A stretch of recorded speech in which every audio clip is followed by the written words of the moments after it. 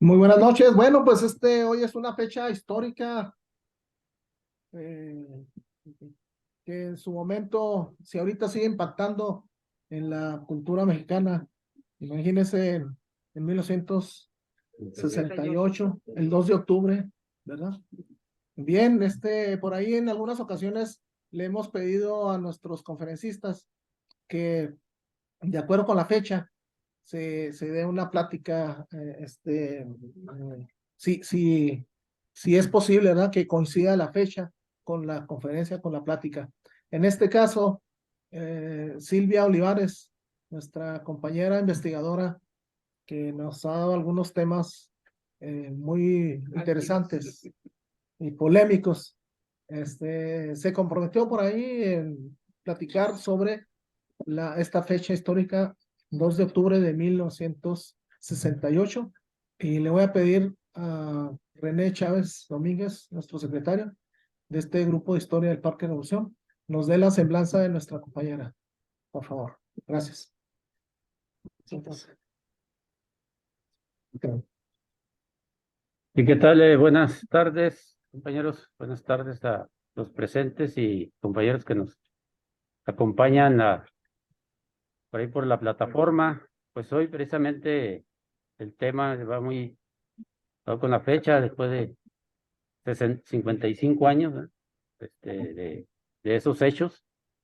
Entonces, pues Silvia nos va a platicar de ese 2 de octubre de 1968. ¿Sí? De 1968. Bueno, aquí a leer la semblanza de Silvia. Silvia Olivares Moreno, ella es miembro fundadora de este grupo de historia del Parque Revolución desde el año 2013. Es aficionada a la historia y está capacitada como guía de turistas en Chihuahua, en capital, y en el municipio aquí vecino de Aquiles Cerdán, con todos sus poblados del municipio de Aquiles, que es Santa Eulalia, Santo Domingo, San Guillermo, San Antonio. Es organizadora de proyectos culturales en el municipio de Aquiles Cerdán y pues nos ha impartido una serie de pláticas, de conferencias de diversos temas aquí en los lunes. Entonces, pues damos la bienvenida a Silvia para que nos dejamos los micrófonos, que nos hable de esta fecha histórica del 2 de octubre de 1968. Adelante, Silvia. Gracias, buenas noches. Buenas noches. Pues vamos a empezar hablando de esta década de los 60, que fue una época de mucho movimiento social, no nada más en México. De hecho, México fue una de las repercusiones que tuvieron los movimientos sociales que se dieron alrededor del mundo. Porque, por ejemplo, Estados Unidos estaba peleando más libertad, estaba peleando la igualdad en razas, el movimiento de que inició Martin Luther King, que finalmente fue asesinado. En España estaba la dictadura de Francisco Franco. Mm, a Charles de Gaulle tampoco le estaba yendo muy bien, que digamos, en Francia. Hubo movimientos en Alemania, Argentina, Checoslovaquia, Italia, Suiza, Uruguay. Hubo en Chile, no podemos olvidarlo, en Cuba. Entonces fue una época de mucho movimiento, de mucha rebeldía, incluso hubo cambios hasta en el ritmo. No hay que olvidar que empezó el rock and roll a rotar en esa época. Entonces, en esa época los estudiantes, la sociedad estaba harta de tanto autoritarismo, eh, de de dictadores. Y aquí en México, pues estábamos los estudiantes peleando por ideales liberales. Ahí empezó ya el anticapitalismo, empezó el feminismo y los movimientos socialistas. En México en 1968 las Olimpiadas estaban próximas y el gobierno pues necesitaba tener la granja en paz, ¿verdad? Así es como le decían anteriormente los políticos. En aquella época, cuando se acercaba una época especial,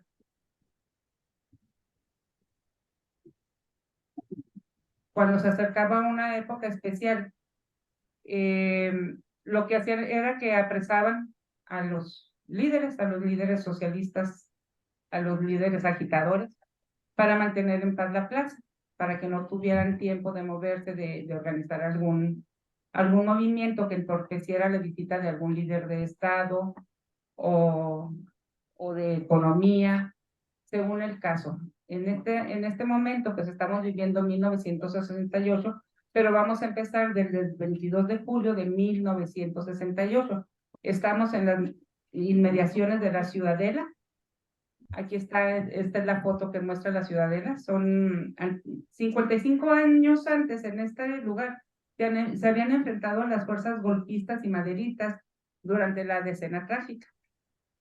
Y en este momento, pues están jugando un juego de tochito los estudiantes de unas vocacionales del Politécnico y una preparatoria de la UNAM. Este partido era así como cuando pelean, ¿quiénes son? El América y las Chivas, que son los clásicos. Bueno, pues allí también eran te podría decir que eran los clásicos, pero este fue un tochito de calle, nada más lo que estaba pasando en ese momento. Empieza un juego inocente que termina en un pleito, porque a uno de los muchachos de la IPN, que la IPN en aquella época eran los hijos de los trabajadores, y se consideraba que los que estaban en la UNAM eran los popis, así era como les decía.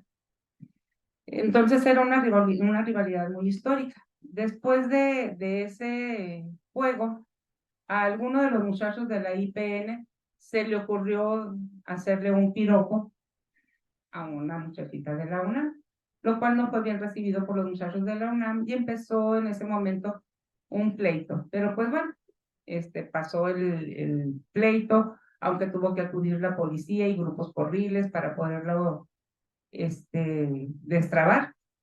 Pero sin embargo, al día siguiente, los de la Ochoterena, que eran los muchachitos de la UNAM, fueron a apedrear a la escuela vocacional de la IPN.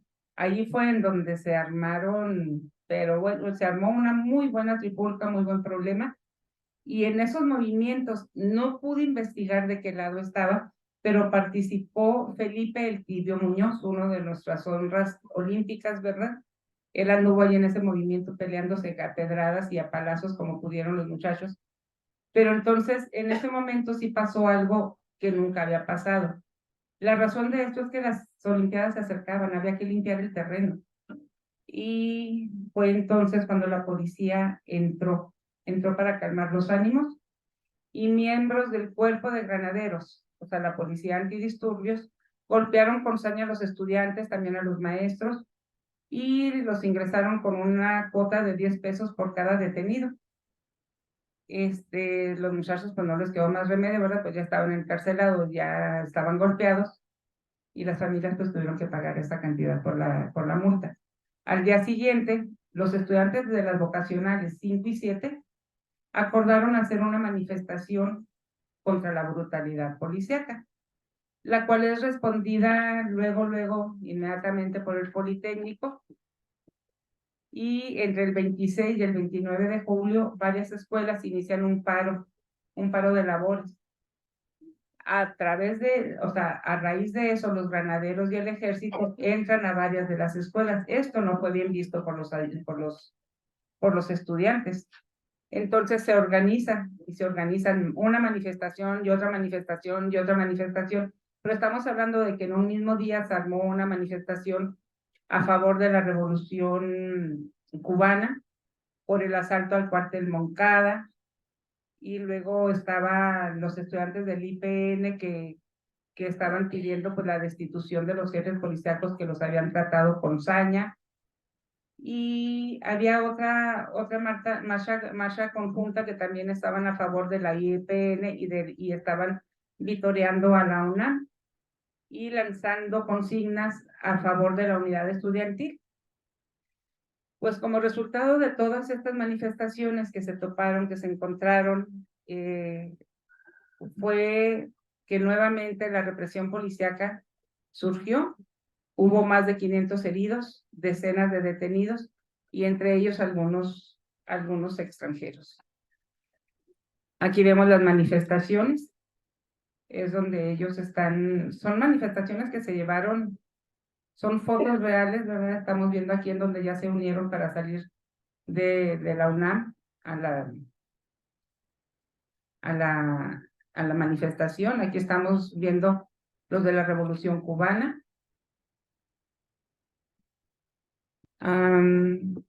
Aquí dice: el ejército se ha cubierto de sangre, la sangre estudiantil te reclama, algo así es lo que alcanzo a leer.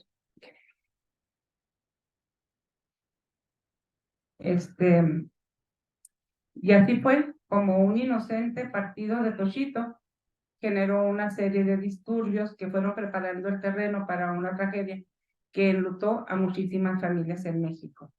La intervención de los granaderos enardeció aún más a los estudiantes, quienes se quejaron aún más del abuso policial arremetido contra ellos, y se desató una ola de protestas, cosa que Gustavo Díaz Ordaz pues no esperaba.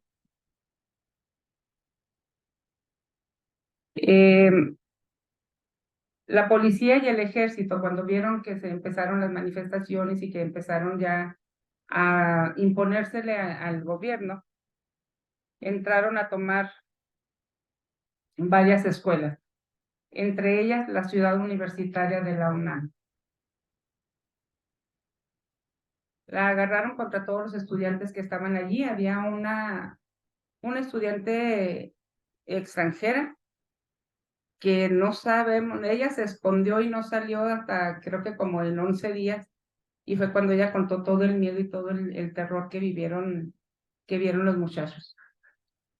Los maestros empezaron a unir a este movimiento. Ya no eran nada más estudiantes, sino que empezaron a unirse también líderes y maestros, o sea, líderes de algunas asociaciones y maestros de algunas escuelas. Y lo que pasó aquí fue que incluso el rector de la UNAM, el señor Javier Barros Sierra, marchó con sus estudiantes para exigir la salida de los militares. Pero paralelo a estas marchas se gestó el Consejo Nacional de Huelga, quienes convocaron a marcha el 2 de octubre, a pocos días de la inauguración de los Juegos Olímpicos de México 1968. El Consejo Nacional de Huelga tuvo que constituirse bajo 3 principios. Primero, solo estarán representadas las escuelas en huelga, no los que están en paros activos, nada más los que estaban en huelga. Habrá 3 representantes por escuela, iban a ser elegidos en asamblea. No se admitió la representación de federaciones, confederaciones, partidos o ligas, solo escuelas.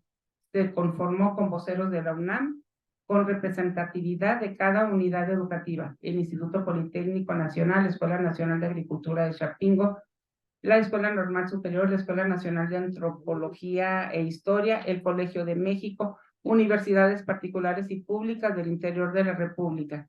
Todo esto fue un antecedente para que el gobierno se pusiera aún más alerta. Y luego, posteriormente, el rector de la UNAM pues va a tener que renunciar, ¿verdad? Pero por lo pronto ahorita estaba detrás de sus alumnos apoyando los movimientos sociales en los que estaban inmersos en ese momento los estudiantes. A la renuncia del rector Barros le antecedieron que las instalaciones de las preparatorias 1 y 3 son ocupadas por la policía y por el ejército. Y en ese momento se hizo famoso aquí está en donde están desembarcando los policías para estar pendiente de las manifestaciones. Ahí está el señor Javier Barros, ex rector de la UNAM, encabezando uno de las manifestaciones. Y luego aquí es en donde se crea también ya el Movimiento Nacional de Huelga, que fue el que acabamos de nombrar, que dijo que nada más las escuelas y los lineamientos que les acabo de nombrar ahorita.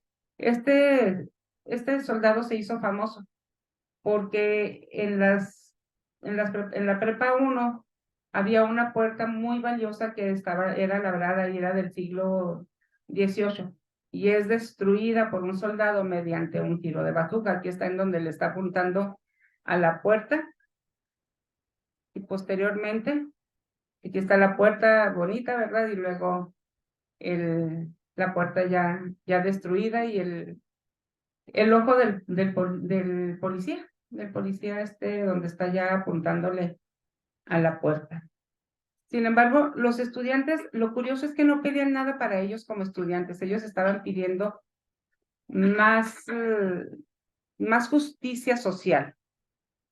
Ellos, por ejemplo, entre las peticiones estaban pidiendo libertad a los presos políticos, la derogación de los artículos 145 y 145 bis del Código Penal Federal, que instituían el delito de disolución social y sirvieron de instrumento jurídico para la agresión sufrida por los estudiantes. También pedían la desaparición, por supuesto, del cuerpo de bomberos, la destitución de los jefes policíacos, una indemnización a los familiares de todos los muertos y heridos desde el inicio del conflicto y un deslindamiento de responsabilidades de los funcionarios culpables de los hechos sangrientos, cosa que pues jamás lo lograron.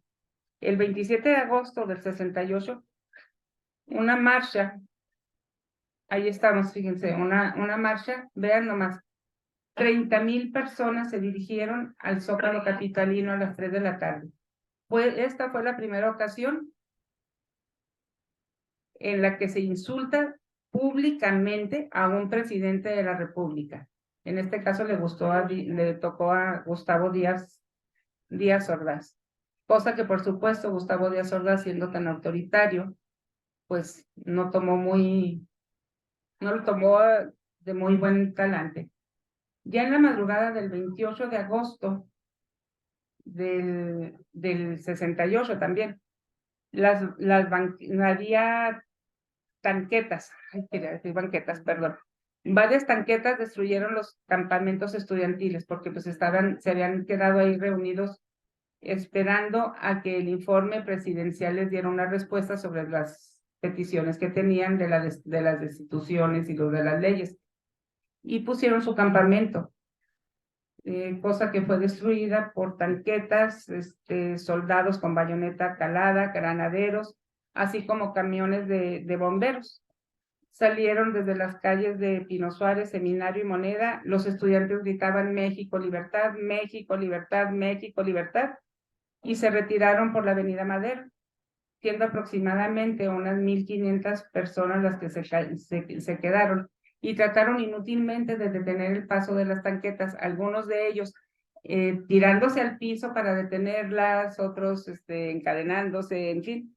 Pero pues no, finalmente todos ellos fueron retirados porque no solamente fueron desalojados, sino perseguidos y golpeados a lo largo de todas las calles del centro histórico hasta la Torre Latinoamericana, donde el ejército finalmente pues ya puede cortar cartucho y echar balazos y pues todo mundo a tierra, unos a tierra y otros a correr, y los que se quedaron en tierra pues fueron presos. Ya en Bucareli y Reforma, donde van los muchachos corriendo, el ejército arremete a culatazos contra los estudiantes. En esta batalla participaron el batallón de infantería y el primero de fusileros paracaidistas, al mando del general Benjamín Reyes García, así como 12 carros blindados de la Guardia Presidencial, 4 carros de bomberos, alrededor de 200 patrullas de la Policía Preventiva, 4 batallones de tránsito y unos 10 motociclistas de la Dirección General de Tránsito. Durante la madrugada, los empleados del Departamento del Distrito Federal izaron un banderín rojinegro antes del amanecer. Ese mismo día, pues se organizó, ¿qué se puede decir? Un acarreo de empleados burócratas, a los cuales los llevaron para que vean que el pueblo estaba con Gustavo Díaz Ordaz. Sin embargo, no contaron con que el pueblo también estaba cansado de tanta injusticia, de tanta represión, y entonces los empleados gubernamentales, cuando ya estaba todo por iniciar, ¿verdad?, empezaron a corear somos borregos, somos acarreados y no vamos, nos llevan, y somos borregos y somos acarreados y no vamos, nos llevan. Pues fue así como que el acabose para las autoridades que estaban organizando este acarreo para que viera el pueblo que el presidente todavía tenía poder y fans. A esto se le llamó la ceremonia de desagravio, desagravio a la bandera nacional, porque pues habían bajado la bandera nacional y habían puesto la de huelga.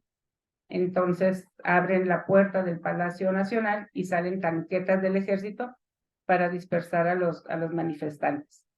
Después de esto, se siguieron llevando manifestaciones por parte de los estudiantes.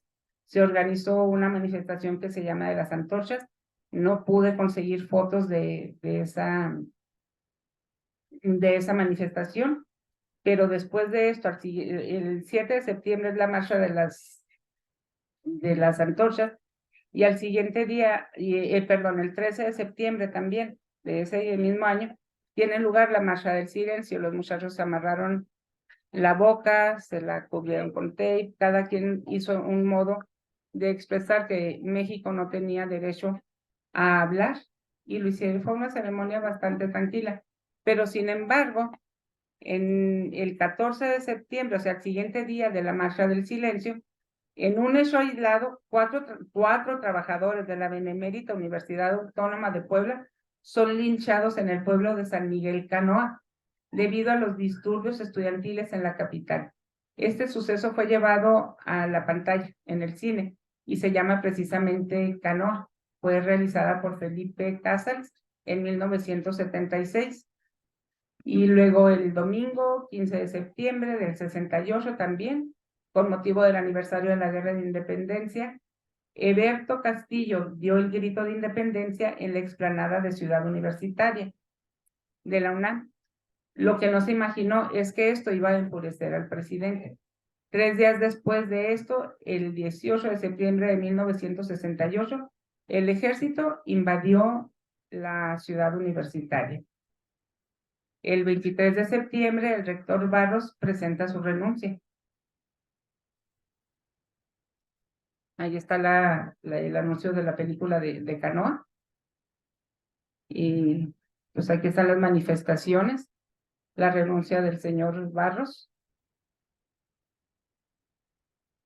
Y él dice que su razón para renunciar, pues es que la autonomía ha sido violada, que es importante que las ocupaciones militares de los edificios y terrenos no se recibió ninguna notificación antes, o sea que nunca fueron advertidos, que los problemas de los jóvenes solo pueden resolverse por las vías de la educación, pero jamás por la fuerza y jamás por la violencia, que está siendo víctima de un ataque de calumnias, que la conclusión es que quienes no entienden el conflicto ni han logrado solucionarlo, decidieron a toda costa señalar supuestos culpables de lo que pasa, y entre ellos señala el doctor Barros que lo habían elegido a él. Por eso es que ya era imposible su posición como rector, y decide renunciar. Aquí vemos las tropas del ejército mexicano en un mitin en la Plaza de las Tres Armas. Perdón, la Plaza de las Tres Culturas. Los estudiantes siguieron en su posición, en manifestarse, y entonces lo que hacen los muchachos es organizarse y toman prestados, ¿verdad? Por decir de algún modo, camiones, y los colocan en forma estratégica alrededor de las escuelas. Abren zanjas, derriban postes, todo esto con el fin de evitar el paso de los vehículos policíacos. A las 7 horas, arriban al lugar alrededor de 1,500 granaderos en autobuses de pasajeros. Y de inmediato rodean las instalaciones del casco.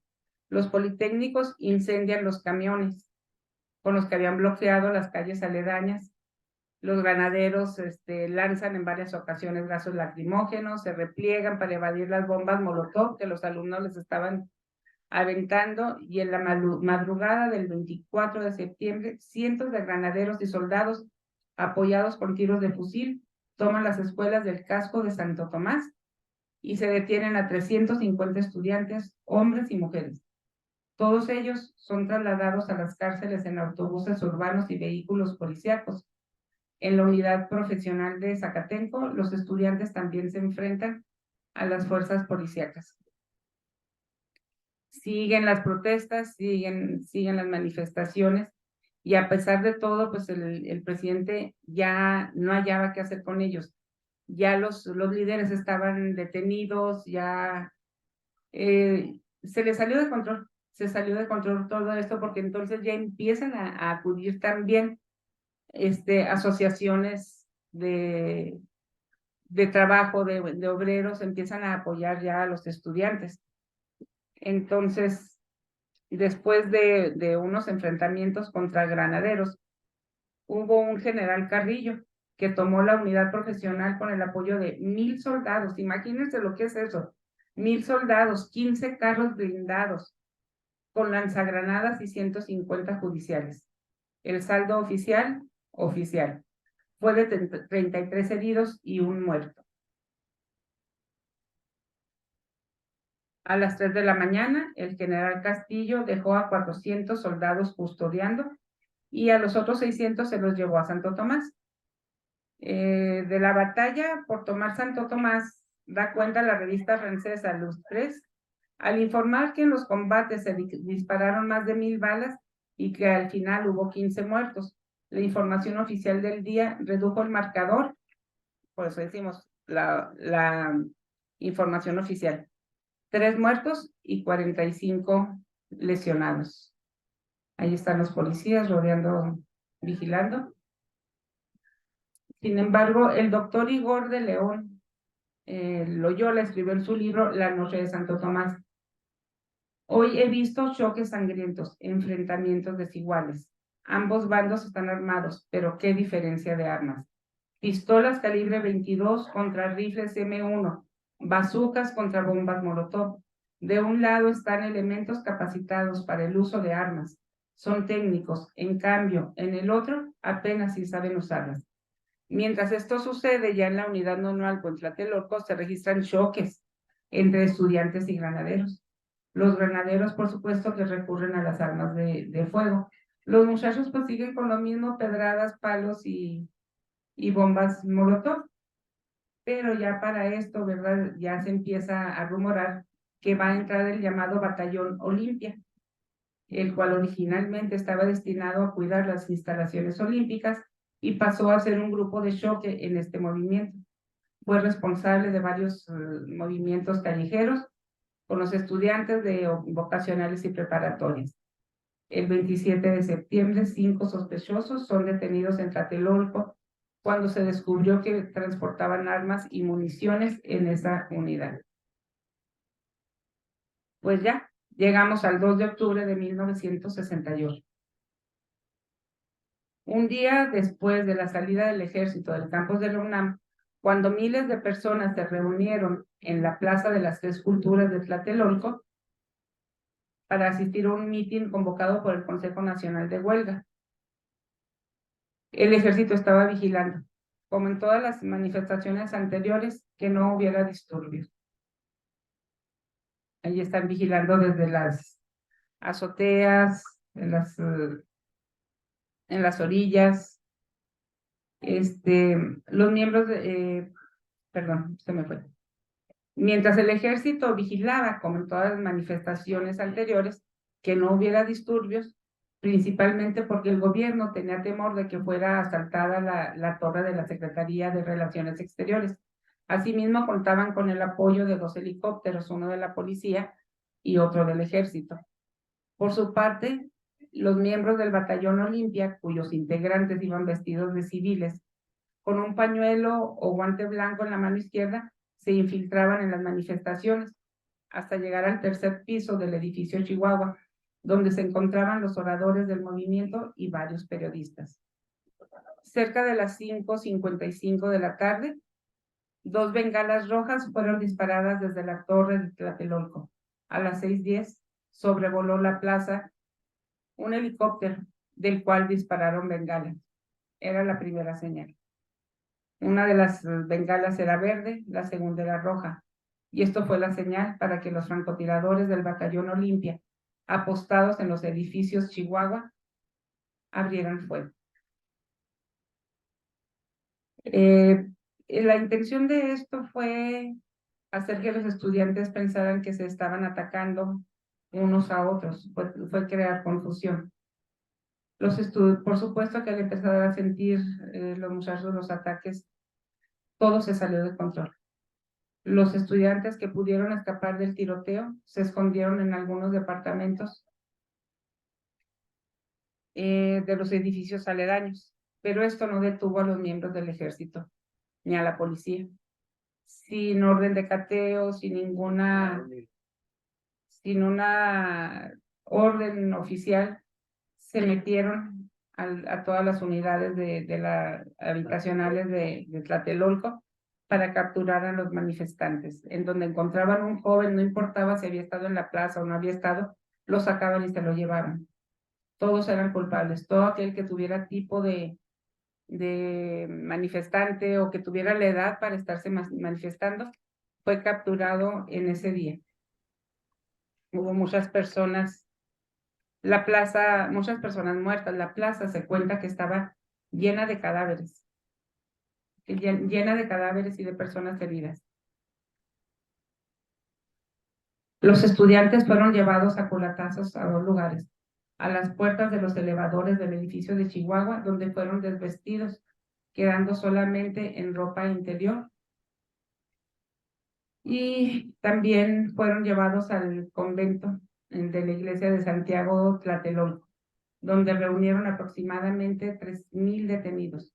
Otros fueron desnudados en las paredes del convento, donde un mes después aún se pueden ver las manchas de sangre en las paredes blancas del exconvento.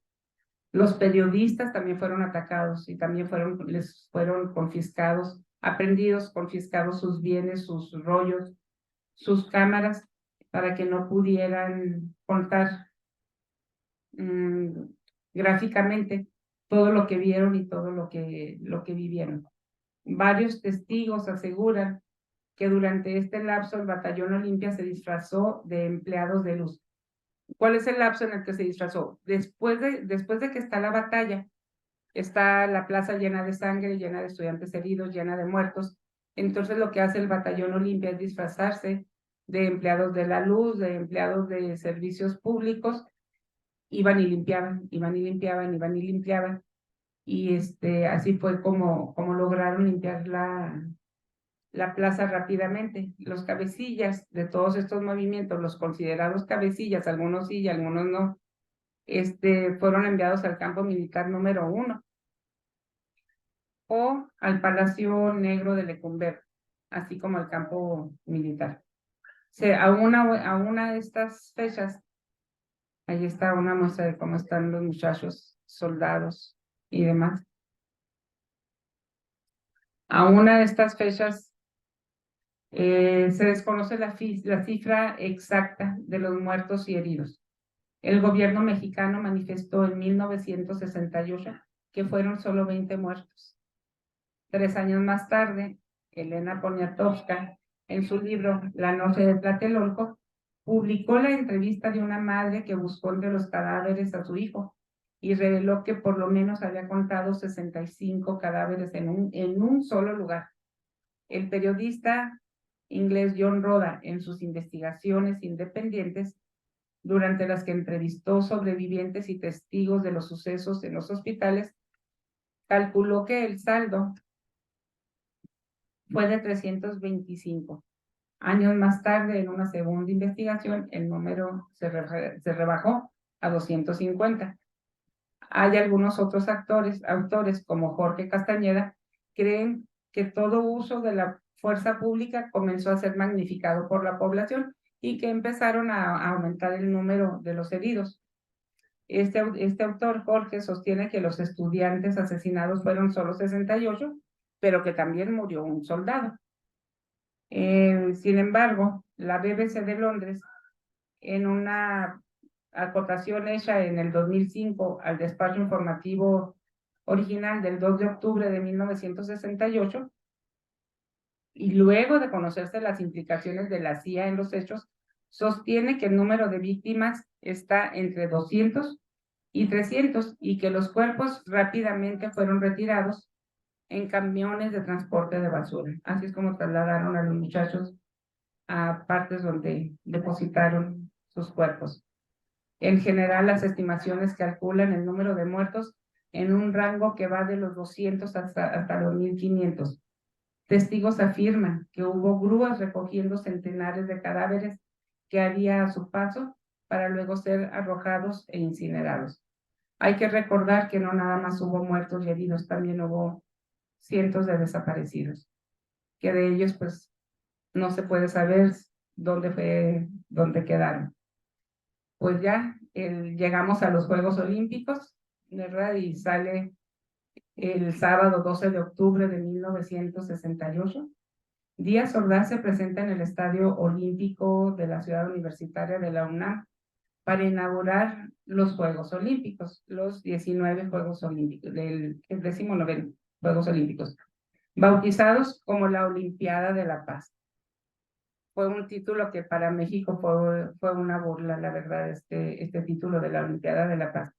Durante la ceremonia, un grupo de manifestantes lanzó un papalote de color negro en forma de paloma sobre el palco en donde se encontraban el presidente y su comitiva en repudio por la matanza del 12 de octubre. Hasta aquí hemos llegado, compañeros. El 2 de octubre seguimos. El 2 de octubre no se olvida. El 2 de octubre de 1968, en Tlatelolco marcó un despertar ante la realidad que vive a México. Afirma el historiador Íñigo Fernández que la matanza demostró que en México no se vivía en paz y que la libertad era muy relativa. A partir de este día, la oposición se comenzó a fortalecer y el gobierno se vio obligado a impulsar reformas electorales. El movimiento ayudó a que el país empezara a democratizar y que más adelante hubiera una alternancia política que se concretó en el 2000 con la primera derrota del PRI. Pero, ¿qué sucedió? ¿Qué sucedió en ese 2 de octubre? El movimiento de 1968 va mucho más allá, ¿verdad? Va mucho más allá de Tlatelolco, porque a pesar de la estabilidad económica del país entre los años 50 y 60, hubo muchos movimientos de maestros, telefonistas y médicos que se enfrentaron al gobierno por cuestiones laborales. Entonces, en realidad, las fuerzas, la base, la raíz de todo este problema empieza desde los 50, porque ya era una incomodidad social lo que había. Pero ¿qué era lo que pasaba? El Estado silenciaba con violencia las protestas, porque ya existía una visión tiránica del poder. Gustavo Díaz Ordaz prometió gobernar con mano dura y francamente lo cumplió. Ese día, el 12 de octubre, la granja estaba en paz gracias a la muerte al sacrificio, porque no fue una muerte, fue sacrificio de muchos estudiantes. Ese día los representantes de los estudiantes, el 2 de octubre, se habían reunido con emisarios del presidente y habían emplazado a una reunión a la mañana siguiente, cosa que nunca sucedió porque fueron aplastados, fueron oprimidos. Esa tarde del 2 de octubre, el batallón olímpica aplastó la voz estudiantil mediante centenares de muertos, miles detenidos y cientos de desaparecidos. Eso es todo, amigos.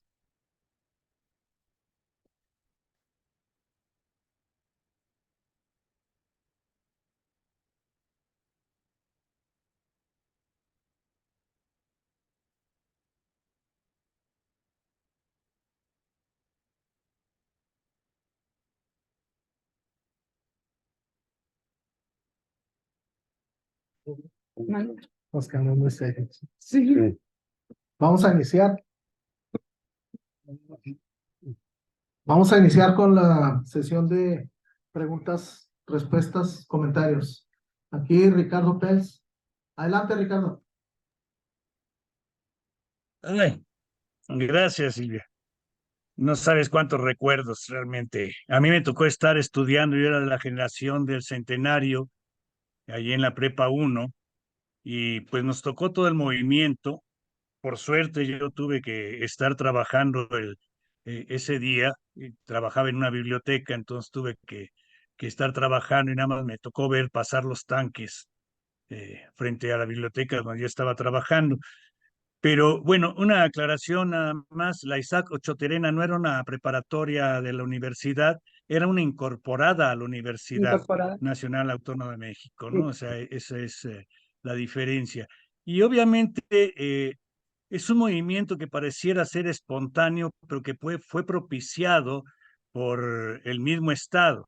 O sea, la bronca entre los estudiantes efectivamente existió, pero después hicieron coincidir la manifestación con la de la Revolución Cubana, y eso Ujú. fue claramente ya manipulado por el Estado.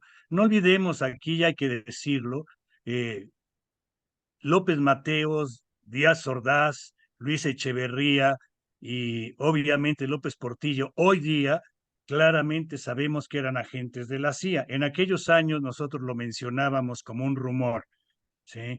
Pero no lo podíamos confirmar, ¿sí? Hoy día, con los documentos liberados ya en Estados Unidos, sabemos que eran unos traidores a la patria, independientemente de las obras que hayan hecho favorables para los mexicanos, ¿no? O sea, y hay que decirlo, creo que nadie se atreve a mencionarlo, ¿no? O sea, son traidores a la patria, ¿no? O sea, y algo que realmente ahorita que mencionabas todos estos hechos nos marcó verdaderamente.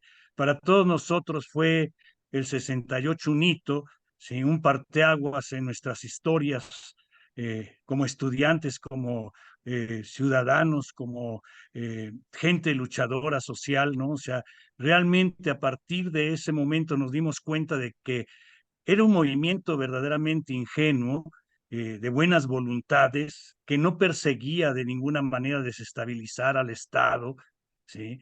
O sea, si ven las demandas que teníamos, eran verdaderamente, hoy día diríamos, irrisorias, ¿no? No eran demandas realmente políticas graves, ¿no? O sea, pedir la destitución de un jefe de policía corrupto y malo, pues no era nada realmente grave, ¿no? O sea, pero con esa prepotencia de Díaz Ordaz, evidentemente, y después la veríamos con Luis Echeverría, pues evidentemente no iban a permitir estas cuestiones. Y un recalcitrante anticomunismo en un país que en esos años el 99%, 98% eran católicos, ¿sí? O sea, si llegábamos a ser marxistas, como decíamos en aquellos años, eran marxistas guadalupanos, ¿sí?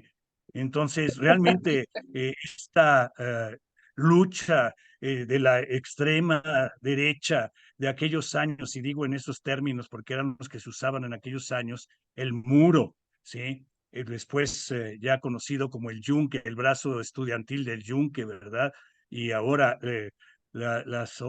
¿cómo se llama? La Organización del Bien Común, ¿no? O sea, verdaderamente hicieron un movimiento absurdo en contra de las luchas sociales. Lo que queríamos era justicia, era realmente democracia, poder participar, ser escuchados. Y nos marcaron en varios aspectos.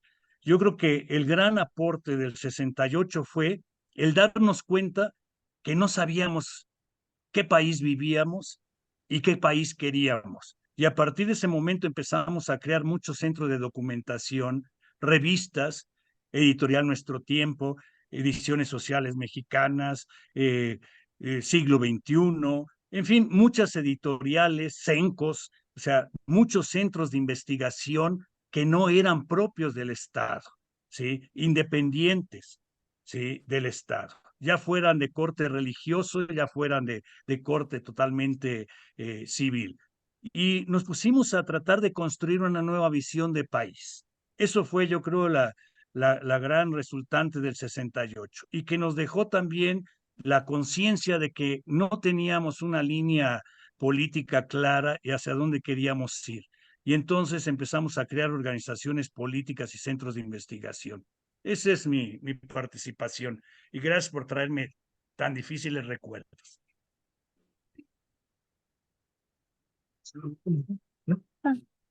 A ver, ¿alguien más de aquí del artero? ¿Alguna pregunta, algún comentario? Comentó algo. No. Adelante, René.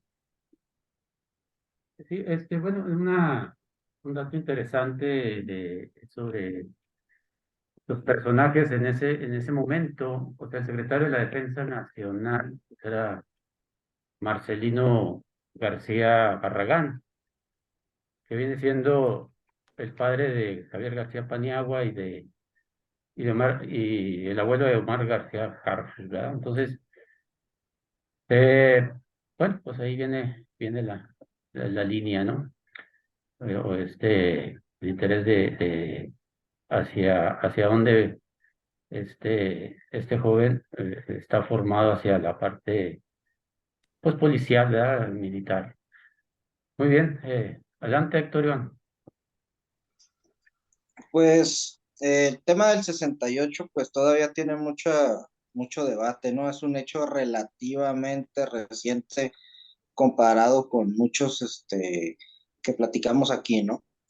Y hay mucha discusión respecto a la intervención. Obviamente, cuando el gobierno decía que eran movimientos para desestabilizar, etcétera, en su momento, la típica también paranoia del comunismo como pretexto para reprimir, pero también el papel de los Estados Unidos no está del todo claro.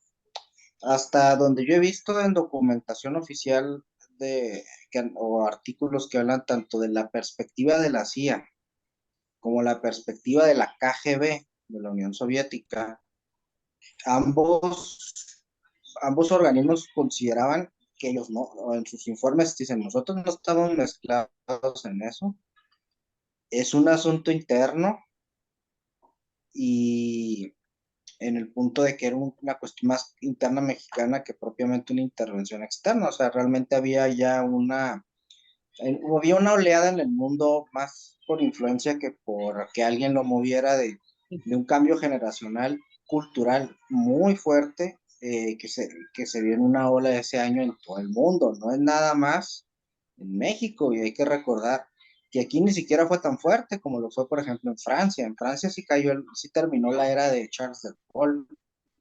Sí, hasta puso, Entonces es parte de un cambio social sí, Charles de Gaulle tuvo y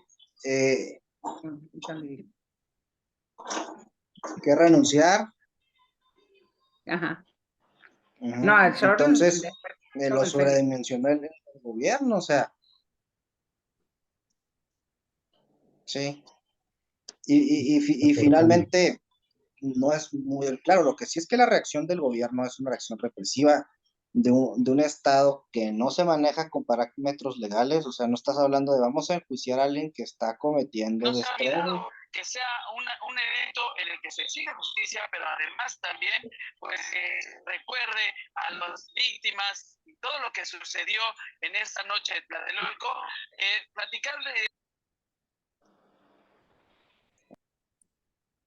Hay mucho. Ya deja, Como que está batallando el sistema, ¿no? sí, un poco. Sí. Entonces, bueno, no sabemos muchas cuestiones realmente de las motivaciones. Lo que sí sabemos es que una de las consecuencias es el 68 llevó a Luis Echeverría al poder.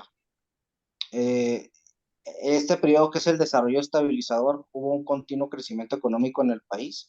Se hablaba mucho que el gallo era Ortiz Mena y que finalmente, gracias a que Echeverría fue el que hizo todo el movimiento para aplacar a los estudiantes de la peor manera, él terminó la presidencia y de ahí viene no nada más ese despertar político que genera la transición, sino también de ahí empiezan las crisis sexenales, las devaluaciones cada 6 años y eventualmente la decadencia del sistema.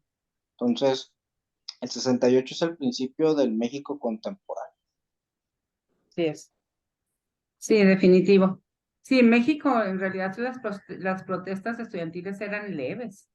Aquí en México no eran tan pesadas pues las peticiones que tenían, pero lo que sí estuvo muy unido es los grupos de estudiantes terminaron uniéndose y pues así, y el gobierno terminó haciendo lo peor para calmarlos.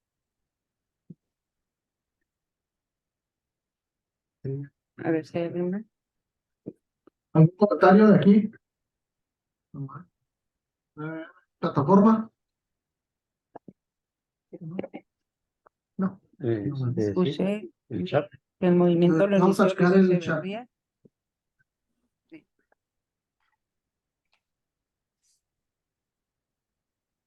¿Qué es lo que dice? Sí, ¿qué dice? Y en el chat, Eduardo dice felicidades, Ricardo, por su valentía. El domingo acabo de ver otra hipótesis, el peligro de la sucesión de Luis Echeverría. Un gusto aprender de usted. Y ahora Lobo, escuché, leí o me comentaron que el movimiento lo inició Luis Echeverría y lo asumió Díaz Ordaz para no obstaculizarlo en la sucesión. Pues sí, discurso de...